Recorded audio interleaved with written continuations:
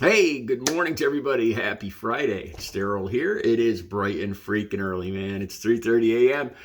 here in Connecticut on the East Coast. Okay, I just downloaded another video about a viral sensation, Sophie Anderson, and I hadn't planned on doing another video this early today. And I came across the story, and I just have to talk about this because I have a real lot in common with this rapper who just got arrested from Florida, Kodak Black. Real name Bill Capri. He says he's 26 years old. It looks to me like he's a little older than that, but it says he's 26 years old. And he was recently, just last day or two, arrested in Broward County in Florida in his Bentley SUV, falling asleep. Apparently he fell asleep on the highway, and the Florida Highway Patrol came up and found him sleeping, blocking the road in his Bentley SUV, and he was arrested. I'll get into that more than that in a second.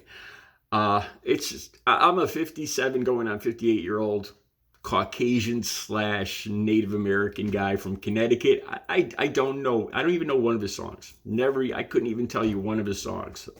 Couldn't tell you much anything about him. I do know that his sentence was commuted. He was given a pass by Donald Trump when Donald Trump left office in January of 2021. He was looking at, I remember this, he was looking at, KODAK was looking at a 3-year federal term. I know he's gotten in a lot of trouble before. And I just want to touch base on a few of these things. I do have a lot, believe it or not, I actually have a real lot in common with this guy. And I'm going to talk a little bit about that. I've been clean and sober from the exact substances that Kodak Black has been allegedly using. I abused and used and was addicted to for over 2 decades. And I got a lot in common with this guy, and I just want to touch base on this. Okay, so the incident, let me tell you about the incident. The links will be down below, but I'll run the incident down for you just in the last day or two. I guess it was late at night, and they came up on his car, his Bentley SUV, in the middle of the road. He looked like he was asleep. The police opened the door, and apparently there was cannabis residue. They said that there was a styrofoam cup that smelled of alcohol. He woke up. They got him out of the car, and as he was in front of the headlights, in front of the police car, they said they saw a white powder falling to the ground. And he said something about it being Percocet. And they tested it out, and they gathered over 4 grams of cocaine. So he was arrested for cocaine possession. Like I said, I was addicted to these, and then he's had previous problems. He had problems with fentanyl, and he missed a drug test, and he's been in and out of trouble with these substances for a while now. And like I said, I was addicted to the exact same things, and a lot of things came to mind when I read the story, because this is me. Let me just say this really quick. Donald Trump giving him a pass. I know why Donald Trump did it. I know Donald Trump. If I don't know who Kodak Black is, I'm sure as heck that Donald Trump doesn't know and doesn't really care who Kodak Black is. I think he just obviously did it for political purposes. I don't think he'd care less. But the thing here is, by giving him a free pass on that 3-year federal term, he's not helping him. The only time I got clean and sober, the only time I honestly struggled to get clean and sober, I worked to get clean and sober, and finally did get clean and sober, was when I hit bottom. And by taking this away, by giving him a free pass on this, it's not, obviously, because it's 2 years later and he's still getting in trouble. He's still using. And this is a big part of it. By giving him, I'm not blaming it all on Trump here, but Trump wasn't, what Donald Trump did, he did for himself. What he did not help Kodak Black in the least. It just helped him continue his addiction. All right, so that's all I got to say about Donald Trump. I'll stop right there for that. This reminded me of an incident. Like I said, until I was actually looking at jail time, I started to get in trouble. I started getting arrested. I'm going to tell you about one of the incidents very similar to this. And I was terrified of going to jail, looking at any jail term. But I knew the cops were starting to recognize me. The drug task force knew who I was, and they would stop my car every time they saw me driving anywhere. The prosecutor knew who I was. The judges knew who I was.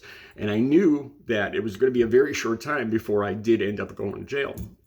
And that terrified me, being an opiate addict, because, I was addicted to opiates. And here in Connecticut, at least, they don't treat you at all for that.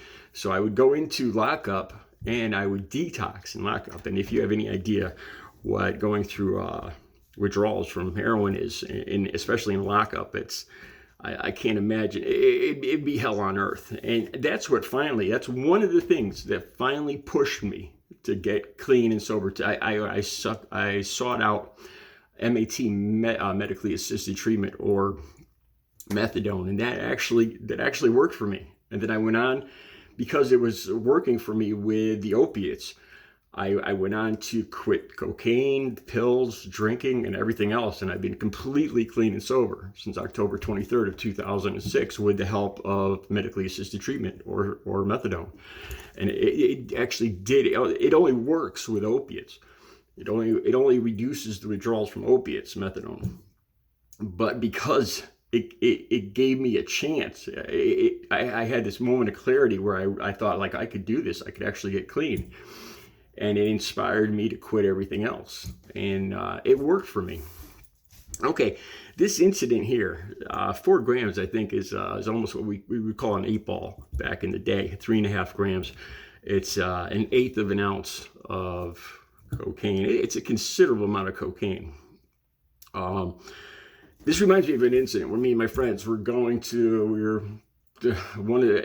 we were doing every day, going out to seek out drugs. And we pulled into a gas station in Waterbury, Connecticut, the fourth biggest city here in Connecticut. And we found a dealer. We did the deal right in the parking lot. And as we were getting back in the car, we didn't know the place was being watched by the police. And as we were getting back in the car to pull out, 2 police cars went by extremely slow and then pulled over. So we looked at each other. We had to leave the parking lot. We knew we were in trouble at that point. And we pulled out of the parking lot, and the police immediately pulled us over. My friend took what we had bought, the cocaine, and he dropped it. Here's the coincidence. He dropped it in a big soda cup. I actually think it was a styrofoam cup, because it's kind of coincidental what happened to KODAK Black Hair. And it had soda in it. And he dropped the cocaine. It was wrapped in plastic, and he dropped it in there. And he put the cup on the floor. And the police pulled us over. And my friend had a syringe on him, which he did not tell the police about. And the police pulled us out of the car, and they searched me. And then they searched him, and they found the syringe. They asked him if he had anything sharp on him, and he said no. But when they found the syringe, they freaked out. And I remember sitting handcuffed on the curb. And they took my friend, and they had him against the car. And I could just see his feet in front of me, and his feet were off the ground. And they were holding him by his neck against the car and just pounding the bejesus out of him. They beat him senseless because they found this, because they almost got poked with this syringe. The police went on to tear out the seats. They actually tore the seats and the console out of my car right on the side of the road. They didn't find anything. They threw that cup on the ground, and they never found it. And they took my friend in because of the syringe. And they told me I could drive away, that I better leave right effing now. And, parts of my car are all over the sidewalk. So I did what I could just to stuff everything. I'm shaking. I throw everything back in the car. I stuff the back seat back in the car, and I drive away. I go back to my friend's house. I tell the other friends that this guy just got arrested. Our friend who just went to jail for the syringe. And he shows back up. He made bond a few hours later. And here's the crazy thing about addiction. The rest of my friends worked out this plan to go back to that exact spot and get that cup. This is what addiction does. They actually drove back there. And when they got back, they told me they didn't get the cup. But when they walked in, I could tell they had found the cup, because their jaws were all, they were obviously high. And so they drove back. After one of them got out of jail, they went and drove back and picked the cup off the ground that they had thrown the drugs away into, and used them right there on the side of the road before they came back to meet up with me back at the house. This is the insanity that addicts go through. Like I said, until you're looking at losing everything: family, friends, money, job, everything, your home, everything. You really don't have the motivation to get clean and sober.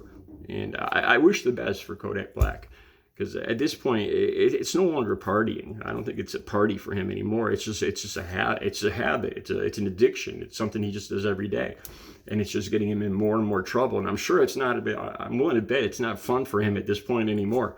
So I wish him the best. I do. I hope sooner or later one of two things will happen. One of three things will happen. Either he will get clean and sober, either he will go to jail for a decent amount of time, or he will pass away. Those are the only three things that can happen. Recovery is possible. You guys have a good Friday.